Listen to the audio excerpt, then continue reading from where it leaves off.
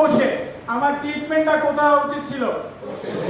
আমি যদি হার্টের কোষে ট্রিটমেন্ট করতে পারতাম তাহলে কোষ থেকে টিস্যু, টিস্যু থেকে টোটাল হার্টের যে স্ট্রাকচারটা, সেখানে কোষগুলো যদি সবাই অ্যাক্টিভ থাকতো তাহলে আমার হার্টের প্রবলেম হতো? আপনারা দেখবেন হার্ট স্পেশালিস্ট, আমরা যারা ডাক্তারের কাছে যাই তারা একটা 4-5টা ঔষধ লেখে। কারণ যাদের হার্টের বিট বেড়ে যায় তাদের প্রথম সমস্যা হয় হাইপারটেনশন, উচ্চ রক্তচাপ, এবং এই হার্টের বিট বেড়ে যাওয়ার সাথে সাথে কিডনি থেকে একটা রেনিন নামক একটা এনজাইম বের হয়। এই এনজাইমটা ওভার রিলিজের কারণে কিডনির ছাঁকুনিটা আস্তে আস্তে ধ্বংস হয়ে যায়। এই জন্য দেখবেন যে হাইপারটেনশন পেশেন্টের কিডনি ড্যামেজ হয়, হার্টে প্রবলেম হয়। এরপর হাইপারটেনশনটা কি? উচ্চ রক্তচাপ, রক্ত আগে যেভাবে চলতো তার চেয়ে বেশি জোরে এখন চলে। তো দেখেন ডাক্তার হার্টের পেশেন্টে একটা প্রেশার ঔষধ দেয়, তারপর হার্টের ঔষধ দেয়, অনেক ঔষধ দেয়। মিনিমাম ঔষধগুলো প্রেসক্রিপশনে লিখে দেয়, হয়ে করবে, চলবে। কতদিন চলবে? বছরের পর বছর চলবে, মৃত্যুর আগের দিন পর্যন্ত চলবে। দেখছেন আপনারা হার্ট, যারা ডায়াবেটিক্সের পেশেন্ট, যারা হার্টের রোগী, তাদের প্রেসক্রিপশনটা একটু দেখবেন, হয়ে করবে, এই কথাটা লেখা আছে। আছে কিনা দেখছেন আপনারা কেউ? এটা আমার কথা না ভাই, এটা আপনারা সব চোখে দেখেন, এটা বিজ্ঞানীদের কথা। আজকের এই প্রোগ্রামে আমি যা বলবো সেটা আমার বানানো কথা না, এটা বিজ্ঞানীরা বছরের পর বছর রিসার্চ করে আজকে রিসার্চ করার ফলে আজকে আমাদের সামনে তুলে আসছে। তাহলে আপনি হার্টের ডাক্তার দেখাইলেন, প্রবলেম হলো হার্টের কোষে, তারা চিকিৎসা করলো অর্গানে। কোথায় করলো? অর্গান তো ভাই শেষে, আগে ছিল কি? তাহলে আপনার ট্রিটমেন্ট হচ্ছিল কোষে, সেখান থেকে না করে একদম লাস্ট ইন্ড স্টেজে গিয়ে অর্গানের উপর ট্রিটমেন্ট। এখন ট্রিটমেন্টটা যদি ন্যাচারাল হতো, কারণ আপনার বডি তো ন্যাচারাল কিনা, কিন্তু আপনার ট্রিটমেন্টটা করছে সিনথেটিক ড্রাগ, কেমিক্যাল ঔষধ, যেটা মানুষ ল্যাবরেটরিতে বসে তৈরি করে। তাহলে আপনার ন্যাচারাল দেহের উপর এবার ঢুকলো কি? কেমিক্যাল ড্রাগ, সেটা আপনার কোষে না ঢুকে ঢুকলো কোথায়? অর্গানে। তাহলে এবার বলেন আপনার সুস্থ হওয়ার কোনো রাস্তা আছে? 10 বছর 12 বছর এই চলবে কথা লিখে আপনি সারা জীবন ঔষধ খেয়ে একসময় আপনার কিডনি হারিয়ে ফেলেন। একসময় আপনার ব্লকেজ একটা ছিল, এবার 5টা হয়ে গেছে। অ্যানজিওগ্রাম করে ডাক্তার 5 বছর পর দেখে যে ভাই 5টা ব্লকেজ হয়ে গেছে, আগে ছিল 2টা। তাহলে আপনি 5 বছর কি খাইলেন? তাহলে আমার এখান থেকে একটা সংজ্ঞা আসে না যে ঔষধ মানুষের রোগ ভালো করে না, সেটা আমাদের খাবার হতে, আমাদের ঔষধ হতে পারে না। পারে? বলেন। দেখবেন আমি এক আন্টিকে জিজ্ঞেস করছিলাম কত বছর গ্যাস্ট্রিকের ক্যাপসুল খাচ্ছে, প্রায় 29 বছর। কত বছর? 29 বছর। তাহলে 29 বছর যদি একটা ঔষধ খাওয়া লাগে, তাহলে সেটা ঔষধ না বিষ বলে? আজকে দেখেন বাংলাদেশের প্রত্যেকটা টিভি চ্যানেলে অ্যাড আসছে যে স্টোমাকের ক্যান্সার বেড়ে যায় গ্যাস্ট্রিকের ক্যাপসুল। তো তাহলে আমাদের ট্রিটমেন্টটা কোথায় হবে? সেলে। কারণ cell is the structure and functional unit of the body. আমার দেহের যা কিছু ঘটবে, যা কিছু হবে, সব কে করবে? কোষ করবে। কি করবে? তাহলে আমার শরীরে বিজ্ঞান বলেছে একজন অ্যাডাল্ট পূর্ণবয়স্ক মানুষের শরীরটা 100 ট্রিলিয়ন সেল দিয়ে গঠিত। কত ট্রিলিয়ন? প্রথমে মিলিয়ন, তারপর বিলিয়ন, তারপর কি? তাহলে 100 ট্রিলিয়ন সেল দিয়ে গঠিত। এবং বিজ্ঞান বলে আপনার টোটাল বডিতে 2টা সেল।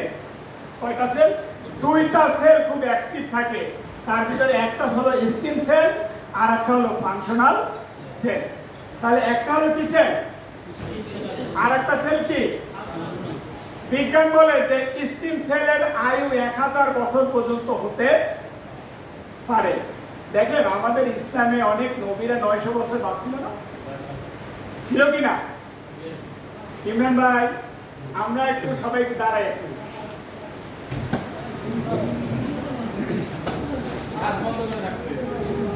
আচ্ছা আপনার কি এখানে আমরা অনেক টিচার আছি তাই না? টিচাররা আমাদের একটা স্কুলে কাবের একটা ক্লাব হয়, দেখছেন আপনারা? হ্যাঁ, কাবের ক্লাব দেখছেন? এই যে এরকম 1 2 1 2 3 1 2। আচ্ছা আচ্ছা সবাই একসাথে পারবেন? আমি 1 2 3 বলবো, সবাই একসাথে করবেন। রেডি? 1 2 3।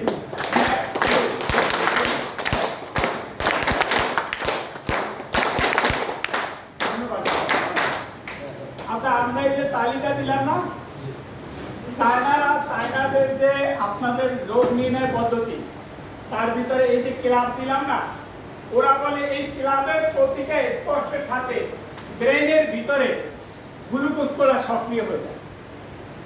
আমার টোটাল বডিতে যত গ্লুকোজ লাগে তার 3 ভাগের 2 ভাগই লাগে ব্রেন, বুঝতে পারছেন? আর ব্রেইনে যখন গ্লুকোজ গুলো অ্যাক্টিভ হয়ে যায় তখন আমার মধ্যে একটা চনমনা ভাব চলে আসে, তখন আমার ভিতরে ঘুমানি ভাবটা চলে যায়। এই জন্য আস্তে আস্তে আমরা ক্লাবটা দিলাম। তাহলে আমি যেটা বললাম যে আমার শরীরে 100 ট্রিলিয়ন সেল নিয়ে গঠিত, কোষ নিয়ে গঠিত। এই 100 ট্রিলিয়ন কোষের ভিতরে আপনারা দেখেন ডায়াবেটিস কেন হয় জানেন? বলেন তো। সুগার বেড়ে গেলে আমাদের কমন কথা, কিন্তু গোপন রহস্যটা কোনটা? আমার শরীরে কতগুলো কোষ? 100। তার ভিতরে একটা কোষ যদি নষ্ট হয়ে যায় তাহলে হয় ডায়াবেটিস। সেই কোষটার নাম হলো বিটা সেল। কি সেল? Beta cell. প্যানক্রিয়াসের বিটা সেলটা যদি ড্যামেজ হয়ে যায় তাহলে কি হয়ে যায়? তাহলে আপনি দেখেন কত ভয়াবহ একটা কথা, 100 ট্রিলিয়ন সেলের ভিতরে একটা সেল মাত্র নষ্ট হয়ে গেছে। তার কারণে আমি আজকে 1.5 কোটি পর্যন্ত রোগী বাংলাদেশে ডায়াবেটিস আক্রান্ত, একটা কোষ মাত্র। এবং লক্ষ লক্ষ কোটি কোটি ডাক্তার আজকে ডায়াবেটিসটাকে ভালো করতে পারতেছে না, সারা জীবন ঔষধ চলবে। কিন্তু দেখেন আমরা আজকে ন্যাচারাল থেকে হারিয়ে গেছি।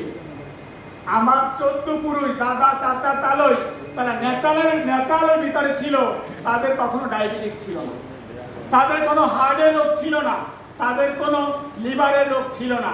আর আমরা আধুনিক প্রযুক্তিতে এসে আমরা যখনই ন্যাচারালটাকে বাদ দিয়ে সিনথেটিক ড্রাগের ভিতরে প্রবেশ করেছি, সিনথেটিক খাবারের ভিতরে প্রবেশ করেছি, এখন প্রতিটা স্টেপ স্টেপ আমাদের। তাহলে আজকে আমাদের শরীরে কতগুলো কোষ? 100 ট্রিলিয়ন কোষ। 100 ট্রিলিয়ন কোষ। আচ্ছা বলেন তো, আমি যখন মায়ের পেটে ছিলাম তখন কি আমার এই 100 কোটি, এই যে 100 ট্রিলিয়ন সেল আমার বডিতে ছিল? হ্যাঁ, ছিল? ছিল না। তাহলে আমরা আজকে দেখব যে তাহলে আমরা কিরকম ছিলাম। আমার আজকে শরীরে 100 ট্রিলিয়ন সেল, আমার আজকে ওজন হলো 70 কেজি। আপনার মায়ের পেটে কি 70 কেজি আপনি ছিলেন? ছিলেন না। তাহলে আমরা আজকে দেখি যে দেখেন এখানে আছে। আচ্ছা আমরা এখন প্রশ্ন আসবে না, প্রশ্ন সবার শেষে ট্রেনিং পার্টি শুনবেন আর লিখবেন। যদি কোনো প্রশ্ন থাকে আলাদা নোট করে রাখবেন, বুঝতে পারছেন? দেখেন, what is life cell therapy? Cell life therapy helps repair and regenerate human body cell and therefore enhance immunity. অর্থ কি? আপনার যদি সেলটাকে জীবান্ত রাখা যায়, আপনার বডির ভিতরে যে কোষগুলো আছে এখন থেকে 20 বছর 10 বছর আগ থেকে মারা গেছে, অথবা মানে লেথারিজম অবস্থায়, মানে গায়ে কোনো এনার্জি নেই, পড়ে আছে, কোনো কাজ করতে পারে না, তাহলে আপনার সেলটাকে জীবান্ত রাখলে ওই সেলগুলো রিপেয়ার হবে। ওই সেলগুলো কি হবে? রিপেয়ার হবে এবং তারপর কি হবে? ইনহ্যান্স করবে। সেল যদি আপনার শরীরে রিপেয়ার হয় তাহলে আপনার বডির অ্যাক্টিভিটি বাড়বে কি না? বলেন, পারবে না? তখন আমার বডির ভিতরে ইমিউনিটি সিস্টেম, রোগ প্রতিরোধ ক্ষমতাটা আবার কি হয়ে যাবে? বেড়ে যাবে। এই জন্য আমরা লাইফ সেলটাকে জীবান্ত রাখতে চাচ্ছি। দেখেন, cell is the tiny life. সেলের কিন্তু ক্ষুদ্র জীবন। সেলের জীবন কি? ক্ষুদ্র জীবন। এবং আমাদের বডিতে কতগুলো সেল আছে? 100 ট্রিলিয়ন সেল। শোনেন, আমি আপনাদেরকে বলছি যে আমাদের দুইটা সেল, একটা হলো স্টিম সেল আর একটা হলো কি ফাংশনাল সেল। স্টিম সেল 1000 বছর পর্যন্ত আয়ু পেতে পারে, বাট ফাংশনাল সেলগুলা আমার বডিতে অল্প সময়ের জন্য থাকে, আবার এটা নষ্ট হয়ে যায়, আবার স্টিম সেল থেকে আবার নতুন সেল আসে, আবার আমার বডিটা রিপেয়ার। আমার কথাটা বুঝতে পারতেছেন আপনারা? তাহলে আপনারা দেখেন আমরা